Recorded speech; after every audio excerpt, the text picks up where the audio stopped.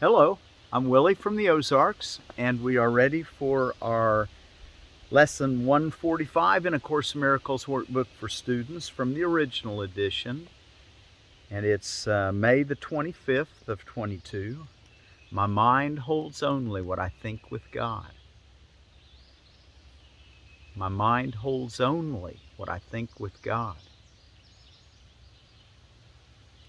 My mind holds only what I think with God. And from that place of clarity, let's think of our two reviews, 129 and 130. Beyond this world, there is a world I want. Beyond this world, there is a world I want.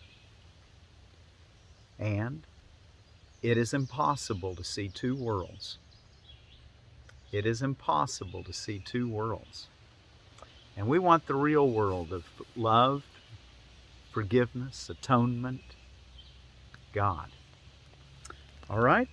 Okay, so that's our lesson for today, 145. Remember to take 5 minutes in the morning and think, my mind holds only what I think with God. And then after that, open your eyes, look at your lesson. Beyond this world, there is a world I want. And say it is impossible to see two worlds. And then spend another few moments, minutes, however long, doing what time was made for, to connect with your inheritance.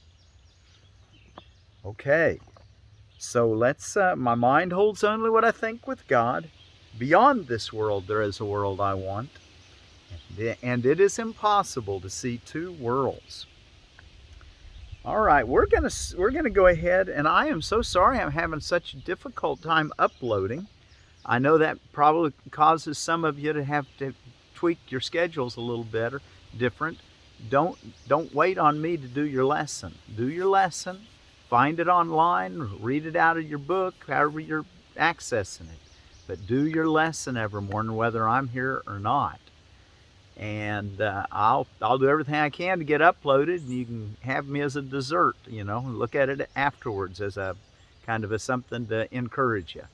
But don't let it, if you're using this as your mainstay, if it doesn't come on in the morning for your first thing, find it somewhere else, okay? There's plenty of places online. The jcim.org, you can get the Course in Miracles Society's website, and it's all there in print, or can be read to you, or you can go to acim.org for the Foundation for Inner Peace's version. All right? Okay, so we're going to look in chapter 19, Beyond the Body, section 3, Sin versus Error. Sin versus Error.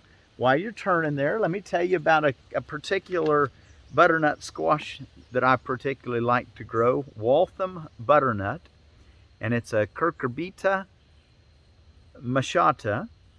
This butternut, an All-American Selections winner in 1970, was the result of years of patient refinement and selection by Professor Robert Young of the Massachusetts Agricultural Experiment Station in Waltham. Okay, so that must be Waltham, Massachusetts. It is prized for its straight neck, rich and dry yellow-orange flesh, nutty flavor, and high-yielding vines. Fruits are 3 to 6 pounds and exceptional keepers, one of the most popular types of baking squash. 83 to 100 days. Wow, isn't that something? So it looks to me like we owe an appreciation to Professor Robert Young of Waltham, Massachusetts, at the Massachusetts Agricultural Experiment Station for this particular variety. So thank you, Mr. Young. All right, Mr. Robert Young, Waltham Butternut. Okay, remember our lesson today. Don't let that bathe you all day today. All for this 10 days. My mind holds only what I think with God. Every hour of the day, bring that to your memory. For 10 days. We should really get that down, shouldn't we? And today, beyond this world, there is a world I want. and it is impossible to see two worlds. Okay, sin versus error. It is essential that error be not confused with sin, and it is this distinction which makes salvation possible. For error can be corrected and the wrong made right, but sin, were it possible, would be irreversible. The belief in sin is necessarily based on the firm conviction that minds, not bodies, can attack. And thus the mind is guilty and will forever so remain unless a mind, and not part of it, can give it absolution. This is the way the ego thinks.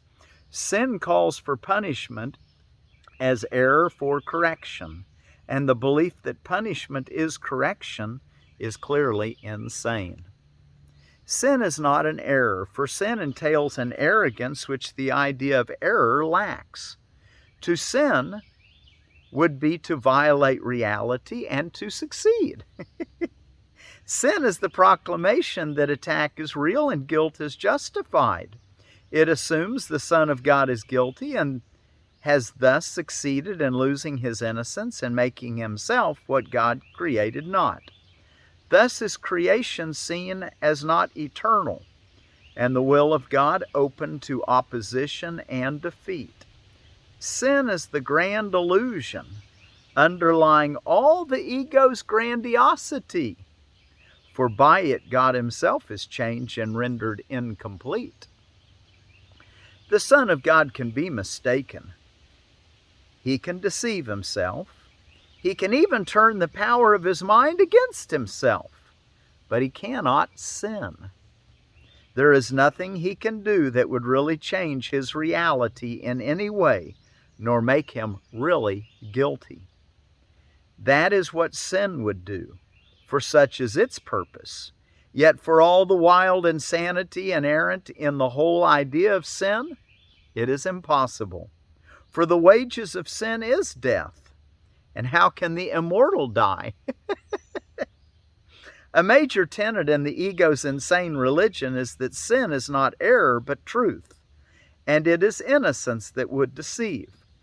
Purity is seen as arrogance, and the acceptance of the self as sinful is perceived as holiness. And it is this doctrine which replaces the reality of the Son of God as his Father created him and willed that he be forever. Is this humility? Or is it rather an attempt to wrestle creation away from truth and keep it separate? 21. Any attempt to reinterpret sin as error is always indefensible to the ego. Any attempt to reinterpret sin as error, which would be sanity, is always indefensible to the ego. The idea of sin is wholly sacrosanct to its thought system and quite unapproachable except through reverence and awe. It is the most holy concept, and that word holy is in quotes because it ain't holy. It is the most holy concept in the ego system, lovely and powerful, wholly true, and necessarily protected with every defense at its disposal. For here lies its best defense, which all the others serve. Here is its armor, its protection, and the fundamental purpose of the special relationship in its interpretation. 22. It can indeed be said the ego made its world on sin. Only in such a world could everything be upside down. This is the strange illusion which makes the clouds of guilt seem heavy and impenetrable. The solidness this world's foundation seems to have is found in this. For sin has changed creation from an idea of God to an ideal the ego wants. A world it rules, made up of bodies, mindless and capable of complete corruption and decay. If this is a mistake, it can be undone easily by truth. Any mistake can be corrected if truth be left to judge it. But if the mistake is given the status of truth, to what can it be brought? The holiness, and that word's in quotes, the holiness of sin is kept in place by just this strange device that it's real And it's not real. That's the whole point he's trying to make. It's a dream that we're dreaming, and we're going to wake up from it when we're ready. It may be a three-dimensional dream, and you might have all the proof in the world, and you do, that it's real, sin. But that's only because we're looking at things upside down and forgot who we are, one with our Creator. That all my mind is, what's our lesson we're supposed to be saying all day? My mind holds only what I think with God. Well, it doesn't hold sin. It's not part of our matrix. It can indeed be said the ego made its world on sin. Only in such a world could everything be upside down. This is the strange illusion which makes the clouds of guilt seem heavy and impenetrable. The solidness this world's foundation seems to have is found in this. For sin has changed creation from an idea of God to an ideal the ego wants. A world it rules made up of bodies, mindless and capable of complete corruption and decay. If this is a mistake, it can be undone easily by truth. Any mistake can be corrected if truth be left to judge it. But if the mistake is given the status of truth, to what can it be brought? The holiness of sin is kept in place by just this strange device. And of course, holiness is in quotes because it ain't really holy. And I'm using the word ain't a lot, aren't I? Sorry about that. But what can I say? The holiness of sin is kept in place by just this strange device. As truth, it is inviolate, and everything is brought to it for judgment. As a mistake, it must be brought to truth. It is impossible to have faith in sin, for sin is faithlessness. It is impossible to have faith in sin, because sin, you might think of it as the embodiment of faithlessness. I don't have faith in you. I think you're wrong. That's what sin is. It's a guilt. It's a loss of believing in the good, seeing the good, loving your neighbor as yourself. Love believeth all things, as it says in 1 Corinthians 13. It believes your brother can succeed and that he will and that he is. It is impossible to have faith in sin, for sin is faithlessness. Yet it is possible to have faith that a mistake can be corrected. 23. There is no stone in all the ego's embattled citadel more heavily defended than the idea that sin is real. The natural expression of what the Son of God has made himself to be and what he is. To the ego, this is no mistake, for this is its reality. This is the truth from which escape will always be impossible. This is his past, his present, and his future.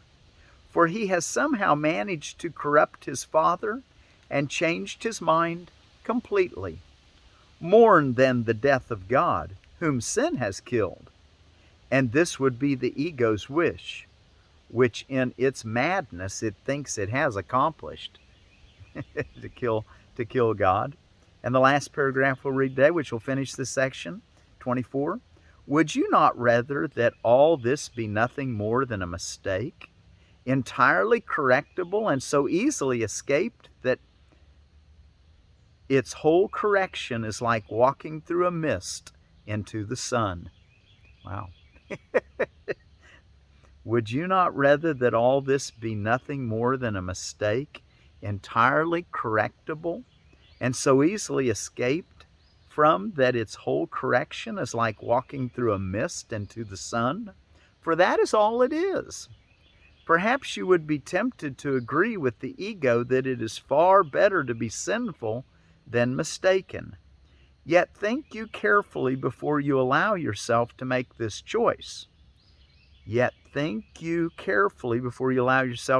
choice. Which choice? Perhaps you would tempt to agree with the ego that it is far better to be sinful than mistaken. Yet think you carefully before you allow yourself to make this choice. Approach it not lightly, for it is the choice of hell or heaven, sin or guilt. Which one do you want to see in yourself and your brother? Do you want to see that we've made some mistakes and that we can be corrected by the Holy Spirit's gentle guidance that removes all pain from us? Or would you rather believe that sin is real and live in hell? That's your choice. Okay, well, we'll go on to the unreality of sin tomorrow. Today, many times today, tell yourself, my mind holds only what I think with God. And after a short moment of settling into that reality, that your mind only holds the thoughts you think with God, which are not thoughts of sin, then tell yourself, beyond this world, there is a world I want. It is impossible to see two worlds. Okay, we're going to see the world of the real world, the world of peace, joy, love, unity, holiness. All right, my mind holds only what I think with God. Beyond this world, there is a world I want, and it is impossible to see two worlds. Thank you so much for joining me out here in my potato patch. Until tomorrow, my mind holds only what I think with God. Beyond this world, there is a world I want. It is impossible to see two worlds.